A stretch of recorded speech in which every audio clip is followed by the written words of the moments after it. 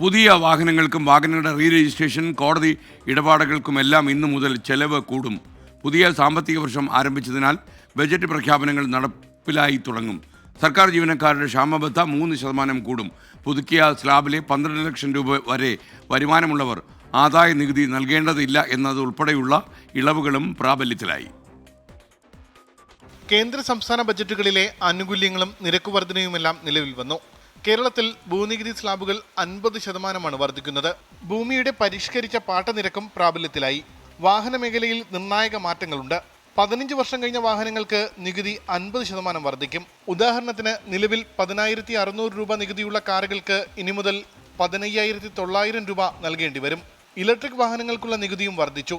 15 ലക്ഷം രൂപ വരെയുള്ള വാഹനങ്ങൾക്ക് 5%, 15 മുതൽ 20 ലക്ഷം രൂപ വരെയുള്ള വാഹനങ്ങൾക്ക് 8%, 20 ലക്ഷത്തിന് മുകളിൽ 10%മാണ് പുതിയ നികുതി. 23 കോടതി ഫീസുകളും വർദ്ധിക്കും. സർക്കാർ ജീവനക്കാർക്കും നേട്ടങ്ങളുണ്ട്. സർക്കാർ ജീവനക്കാരുടെ ക്ഷാമബത്തയിൽ 3% വർധന, 21% ക്ഷാമബത്ത കുടിശ്ശികയിൽ 3% നൽകും. ദിവസവേതന കരാർ ജീവനക്കാരുടെ വേതനം 5% വർദ്ധിപ്പിച്ചു. കേന്ദ്ര ബജറ്റിൽ പ്രഖ്യാപിച്ച 12 ലക്ഷം രൂപ വരെയുള്ള വരുമാനക്കാർക്ക് ആദായ നികുതി നൽകേണ്ടതില്ല എന്ന തീരുമാനവും പ്രാബല്യത്തിൽ വന്നു. ദേശീയപാത അതോറിറ്റി വാഹനങ്ങളുടെ ടോൾ നിരക്കും വർദ്ധിപ്പിച്ചിട്ടുണ്ട്. ഉമേഷ് ബാലകൃഷ്ണൻ, 24 തിരുവനന്തപുരം.